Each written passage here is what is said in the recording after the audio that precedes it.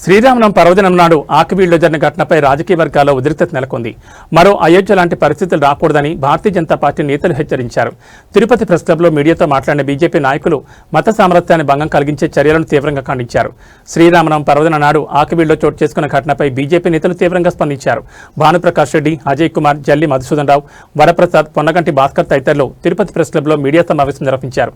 ఈ సందర్భంగా వారు మాట్లాడుతూ మరో అయోధ్య లాంటి పరిస్థితులు తలెత్తకుండా ప్రభుత్వం అప్రమత్తంగా ఉండాలని సూచించారు. మతోన్మాద శక్తులపై కఠిన చర్యలు తీసుకోవాలని డిమాండ్ చేశారు.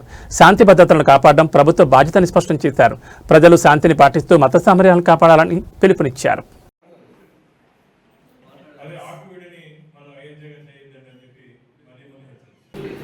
నిన్న జరిగినటువంటి శ్రీరామ భక్తులపై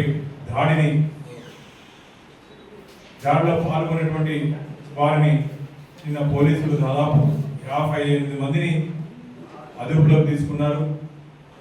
దాంట్లో దాదాపు 50 మంది పైచలకు స్థానికులు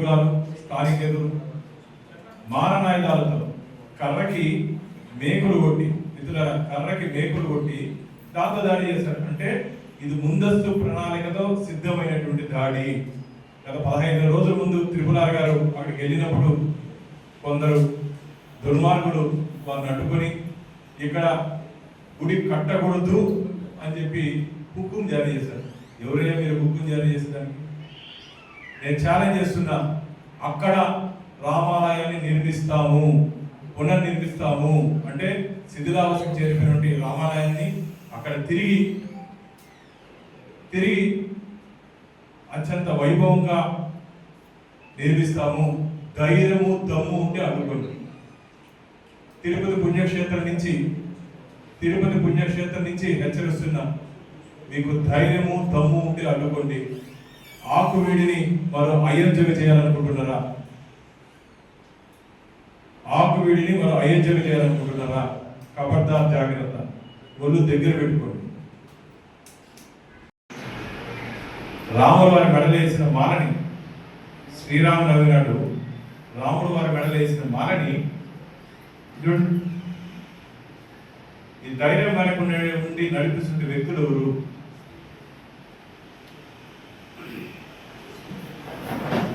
నేను అందుకనే చెప్తున్నా, ఆకివీడిని మరో అయోధ్య చెయ్యకండి. మా సహనాన్ని పరీక్షించకండి. ఎవరో చెప్పారని చెప్పి మీరు పరిగెత్తుకుంటూ వస్తే మిమ్మల్ని రక్షించేవాడు ఎవరు ఉండడు. జరగబో పరిణామాలు చాలా తీవ్రంగా ఉంటాయి. మళ్ళీ చెప్తున్నా, అక్కడ ఉన్నటువంటి రామాలయాన్ని దేదీప్తిమానంగా నిత్య ధూప దీప నైవేద్యాలతో అక్కడ ఆలయ నిర్మాణం జరిగిన తర్వాత నిత్య పూజలు శ్రీరామచంద్రుడు అందుకుంటాడు. కాబట్టి హెచ్చరిస్తున్నాం, ఎవరైనా సరే దీన్ని అడ్డుకునే ప్రయత్నం చేస్తే జరగబో పరిణామాలు చాలా తీవ్రంగా ఉంటాయి.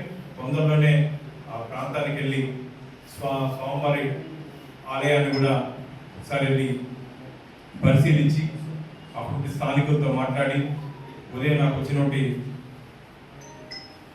నాకు రిక్వెస్ట్ చేసినటువంటి వ్యక్తులతో కూడా మాట్లాడి వాళ్ళకి ఏమేమి అవసరమో దానికి ఖచ్చితంగా అవసరాలని వాళ్ళతో పాటు కలిసి నడిచేదానికి నేను సిద్ధంగా ఉన్నానని చెప్పి అప్పటి హిందూ బంధువులకి, రామ భక్తులకి, హనుమాన్ భక్తులకి అందరికీ మేము మీతో పాటు కలిసి మీరు చేసే ప్రయత్నంలో, మీరు చేసే పోరాటంలో మేము కూడా మీతో కలిసి ఉంటామని చెప్పి తిరుపతి నుంచి సాక్షాత్తు కలియుగ ప్రత్యక్ష దైవం వెంకటేశ్వర స్వామి పాదపద్మములు తిరుపతి నుంచి వారికి భరోసా ఇస్తూ పరిస్థితి.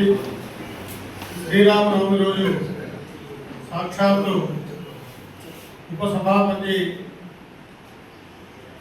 రాముడి విగ్రహానికి పూలమాల వేస్తుంటే అడ్డుకునేటువంటి ప్రక్రియ స్థానికులు కానిటువంటి వ్యక్తి, అభివృద్ధి చెందుతున్నటువంటి ఆంధ్రప్రదేశ్ వికసిత భారత లక్ష్యంగా పోతున్నటువంటి భారతదేశాన్ని అభివృద్ధిని అడ్డుకోవాలని మత విద్వేషాలు సృష్టించాలనేటువంటి ప్రయత్నం ఈ యొక్క శ్రీరామనవమి నాడు కొంతమంది వ్యక్తులు చేయడం జరిగింది. వారికి వెనుకున్నటువంటి రాజకీయ శక్తులపైన,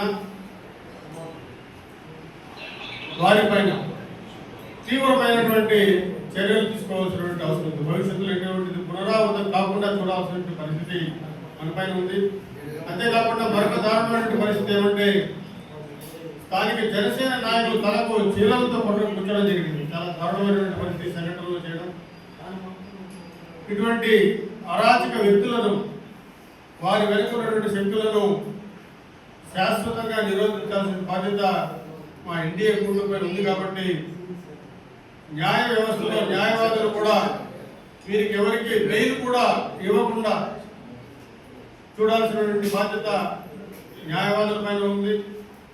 ఆంధ్రప్రదేశ్ రాష్ట్రంలో ఏదైతే పశ్చిమ గోదావరి జిల్లాలో ఆకివీడులో జరిగిన సంఘటనని యావత్ రాష్ట్రంలో ఉన్న హిందూ సమాజాన్ని, హిందువులకి, అలాగే ఎంతో భక్తి ప్రవర్తనతో మతాలకు అతీతంగా ప్రతి సామాన్యుడు కూడా ఒక పండగ వాతావరణంలో చిన్న పిల్లలతో సహా వెళ్ళి ఒక దేవాలయాన్ని దర్శించే సందర్భంలో ఒక రాష్ట్రానికి డిప్యూటీ స్పీకర్ అయినటువంటి రఘురామరాజు గారు, అలాగే ఎన్డీఏ కూటమి నాయకులు అంటే బీజేపీ, జనసేన, తెలుగుదేశం పార్టీ నాయకులందరూ, అలాగే బజరంగ దళ నాయకులు, అలాగే హిందూ సంఘాలు, అలాగే అక్కడ ఉన్న ప్రతి ఒక్క భక్తులు ఒక పవిత్రమైన దినమున ఒక దేవాలయానికి వెళ్ళిన సందర్భంలో జరిగిన కుట్ర.